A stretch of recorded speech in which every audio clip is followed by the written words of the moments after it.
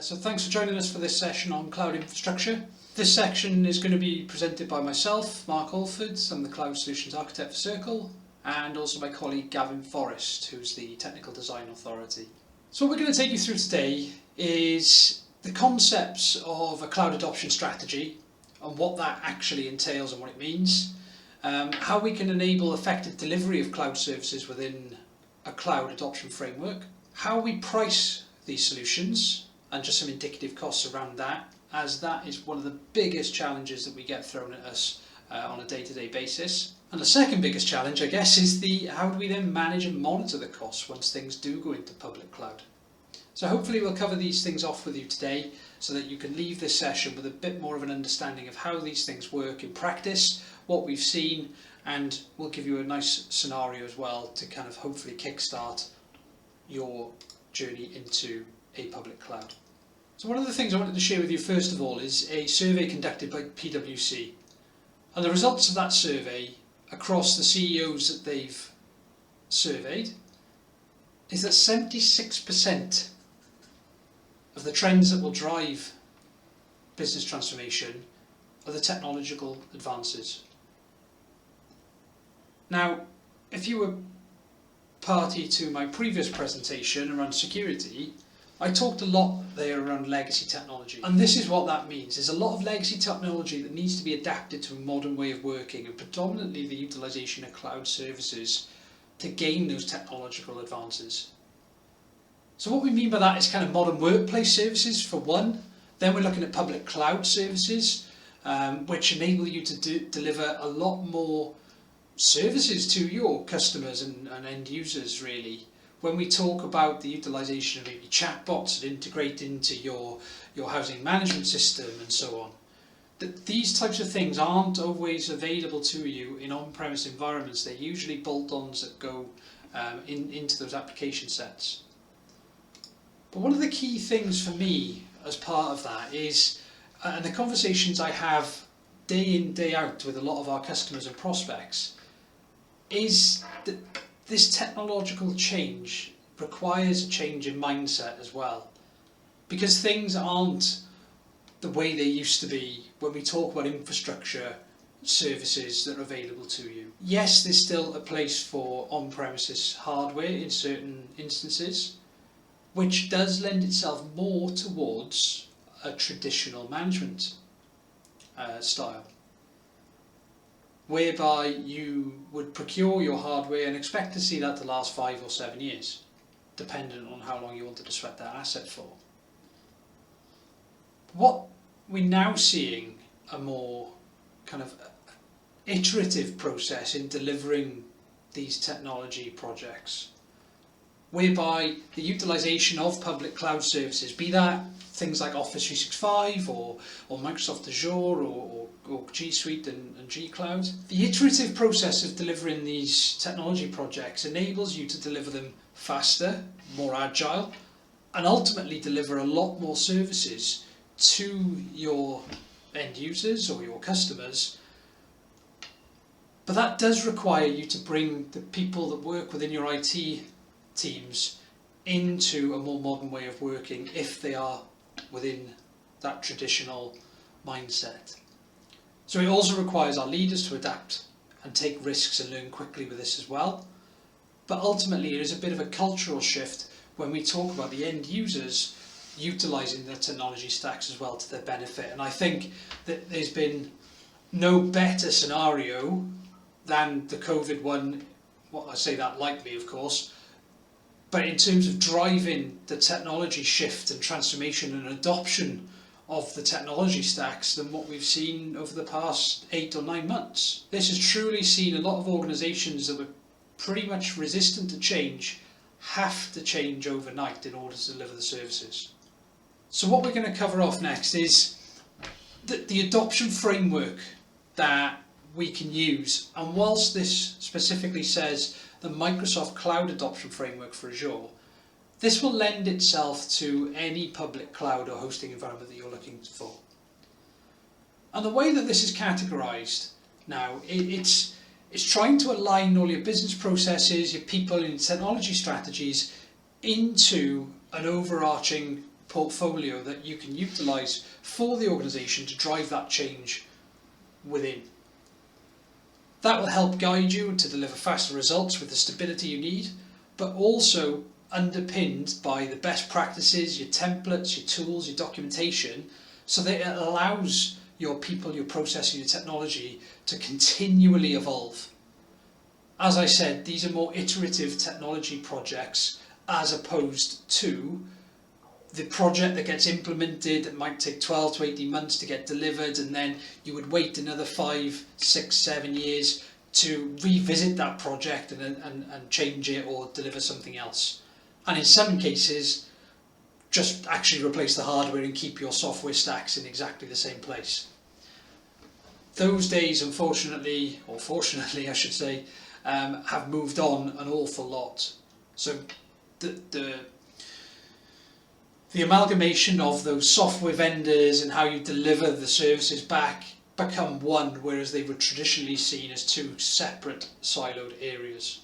So when we talk about the cloud adoption framework and the strategy that you're working towards, the framework is exactly that. It's a framework. It's an overall structure for the cloud adoption framework that aligns or allows you to align yourselves to a typical cloud journey.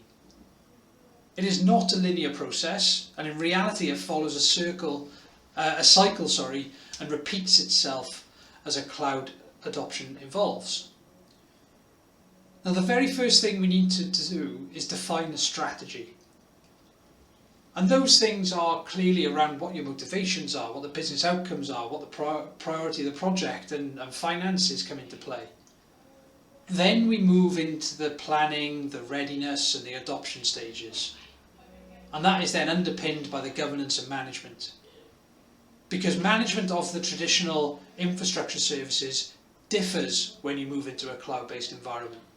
It's all around how those services can drive more back to your users and customers, as opposed to doing your traditional management of that infrastructure where you're managing disk space, keeping the lights on and doing business as usual support. This now enables you to leverage the capabilities of what a public cloud has, so that we can plan correctly for it, we can get ready for it, and then we can adopt it effectively. So when we talk about the strategy, we continually have conversations with customers that have been given an executive kind of thought process on, we want to move to cloud. And our initial conversation is usually around what are the motivations for that cloud migration. Because there are typically two ways that we look at this. One of them is migration, and the other is innovation. So we can look at this as the slide shows here, whether it's cost saving or optimization, or whether you actually want to deliver better customer services experiences. So do you want to provide large data analysis services so that you can provide more intelligence into the service that you're using, so you can get better effectiveness out of what you can do and enable your customers to do more with what services you're providing? Or is it a simple case that you need to do some cost savings, so you want to move your infrastructure into the cloud? So these are quite pivotal in your decision making process and how you want to get to the cloud and how you will get there. When we look at the rationalization of that digital estate, then we're ultimately left with three different ways of managing this. Because cloud rationalization is the process of evaluating assets to determine the best approach to hosting them in public cloud. And in all instances, if cost is a driver to move to public cloud, yet you're not following a cloud adoption framework, the likelihood is that you'll just end up rehosting your current services in the format that they currently are designed. Now, for anybody that would do a like-for-like comparison on that, it isn't the most cost-effective way of delivering those services. And a lot of instances, the conversations that we have pivot around what other tool sets are available. So when you kind of look at your infrastructure migration, for example, If you do a complete rehosting of your environment, then in all reality you would look at moving things like your file share, your telephony and so on into a software as a service based approach as opposed to hosting it as a file server in Microsoft Azure. So in this particular instance we would look at retiring those file servers and utilising the services that you're probably already paying for elsewhere, and then we would look at refactoring and re-architecting other services like SQL into SQL as a service, for instance, and move those services to be as cost effective as possible.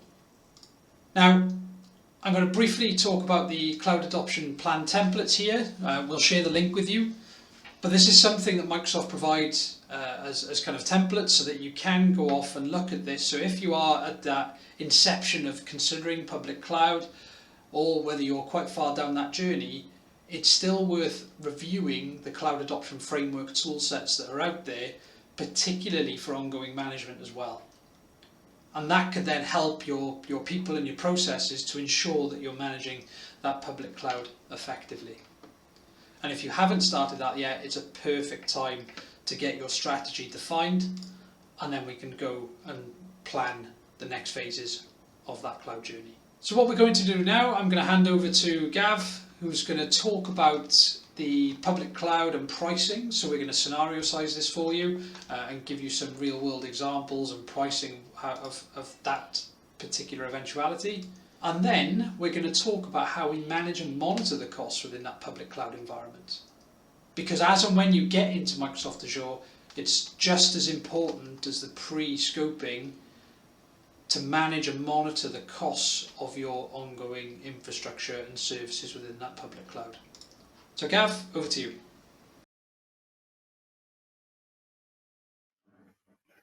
Thanks, Mark. I get asked a lot by our customers, how do we accurately estimate the costs for running services in the cloud? Over the next few minutes, I'm going to run through the Azure pricing calculator. This will hopefully demystify some of the perceived complexities around pricing cloud infrastructure. I'm going to play out a scenario whereby I've been passed a piece of work to deploy a proof of concept for a new housing management system. Within the scenario, I will be pricing up a 3-tier application. So that'll consist of a database, an application, and a web tier. In addition to those tiers, I will also deploy a VPN to my on-premise infrastructure to allow communication from my existing servers into the proof of concept environment. The reason the cloud really works for this proof of concept scenario is I've got no upfront costs for any hardware that's required as part of the proof of concept. I've got flexibility, and I only pay for the resource that I use. This is a new Azure subscription with no existing services in place.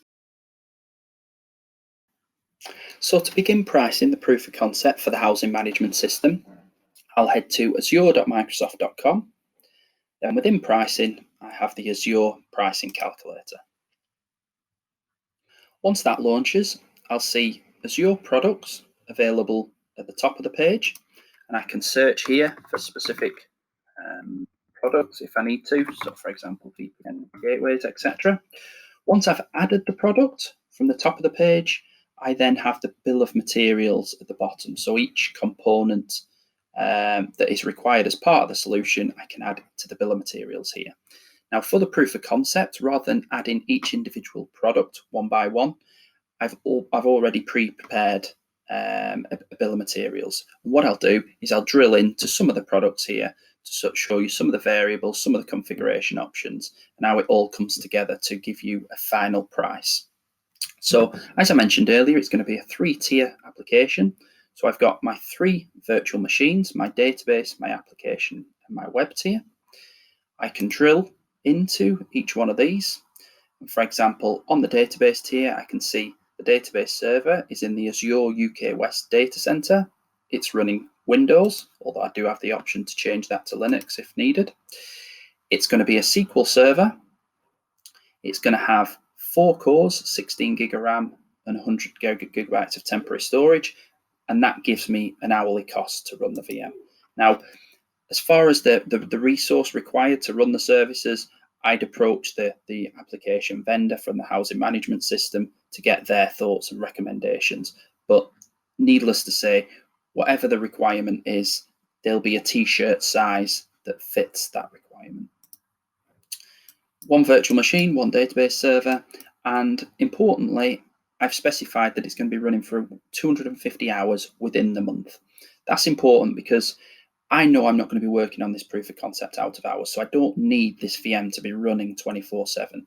It's just going to end up costing me more if that's the case. So I'm only going to run the VM when it's actually needed, and I've calculated that working hours within a month, that would be around 250 hours.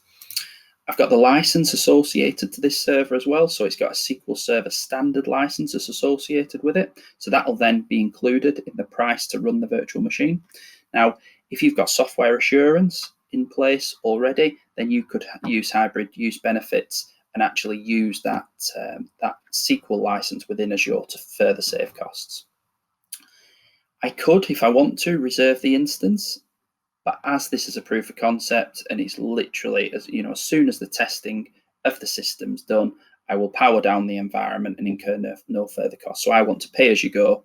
But if this is a long-term, an application that's going to be online for a number of years, then it's worth looking at the reserved instances, because as you can see, there are significant savings to be had by reserving those instances. Managed disk storage transactions of bandwidth I've already pre-configured, but again, managed disks is essentially going to be the operating system disk for this database. I've also added a storage account in here, which contains additional disks for my database. So for example, I'll have my operating system disk, which is within the virtual machine itself, and then I'll add some premium storage, which is essentially 2 disks to run the database itself and to house the log files. And it's a premium disk, so I'm going to get low latency, so the best possible performance for my application.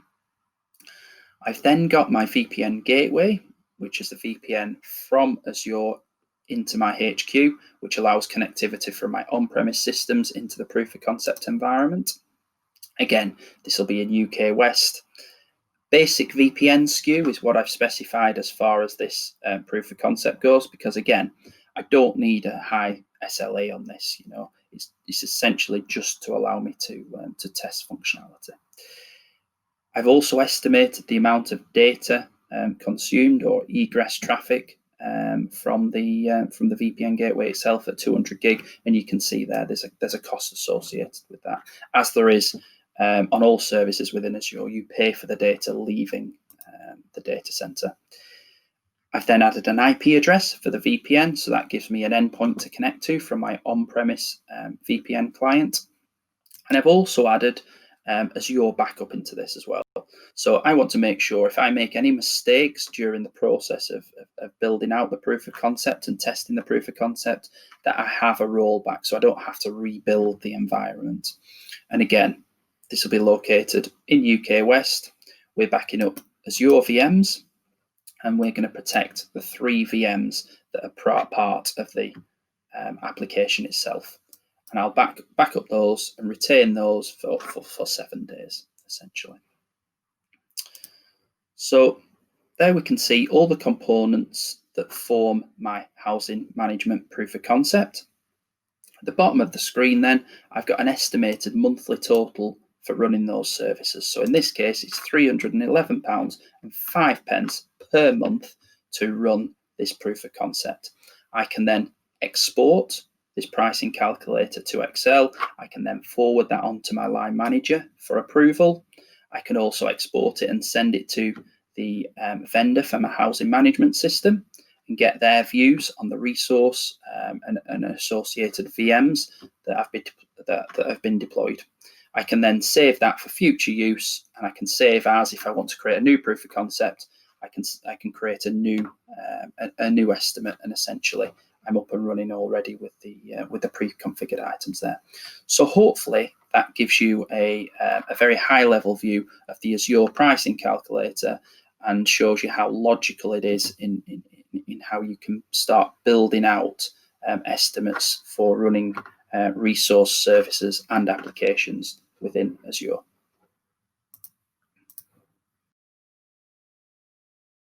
So now you've seen how to cost cloud infrastructure. The next question we often get asked from our customers is how they manage and monitor their cloud spend. So the good news on that is that Azure provides inbuilt tools that continually analyze cloud spend. And the areas I'm going to focus on in the next demonstration is visibility into that cloud spend, and not only the current spend, but also the forecast of that spend into the future. And that can be weeks, months, up to a year.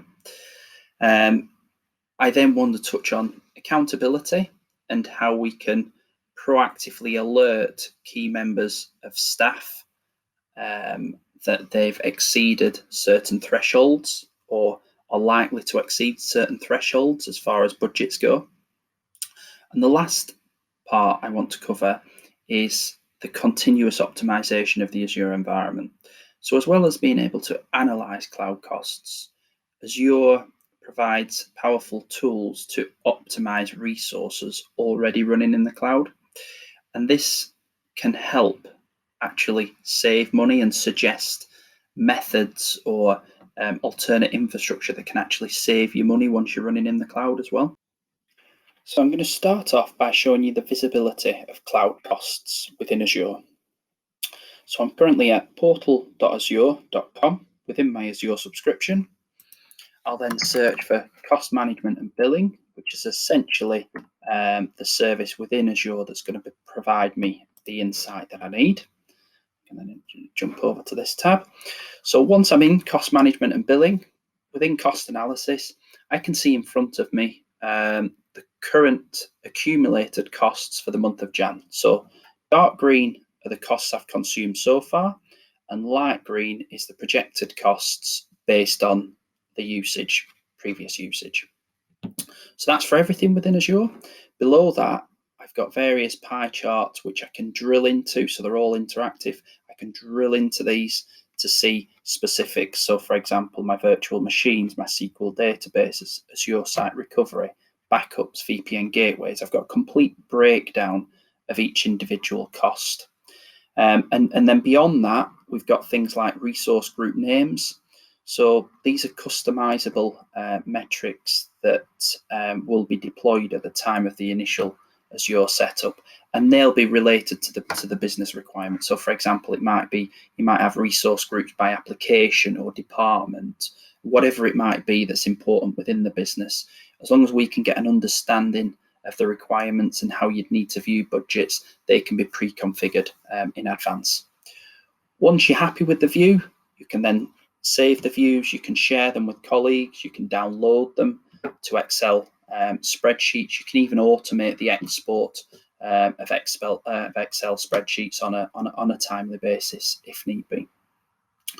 So that's very briefly the overview of costs within Azure. What I want to now touch on is governance and accountability for these budgets. So I'm just going to jump across here to a predetermined budget that I've configured. So this budget runs within a month and it defines the amount of spend within the Azure portal. So this spend will usually be defined from the initial exercise on scope in the Azure environment. And what it allows me to do is once I've defined my monthly spend on Azure, I can then set alerts when, for example, I reach 75% of my budget, 80% of my budget, 85%. So people are alert and are aware of where the spend is currently at. What budgets also allow me to do, if I go back to the previous graph that we were looking at, I can apply my budgets to the overall spend. So this is my Azure cloud spend, £7,000 a month.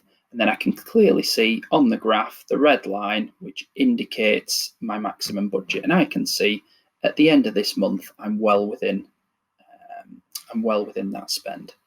If I were, as an example, to reduce that spend to £4,000 a month, we can then quickly see within the month of January, costs incurred so far, forecasted costs, and also when I'm likely to start exceeding that budget. this is on a monthly basis, I could look at that per quarter. I could also look at that per year. So there we've got starting to get accountability, alerting, and governance around those budgets, those predefined budgets. Last but not least is the continuous optimization of services on Azure.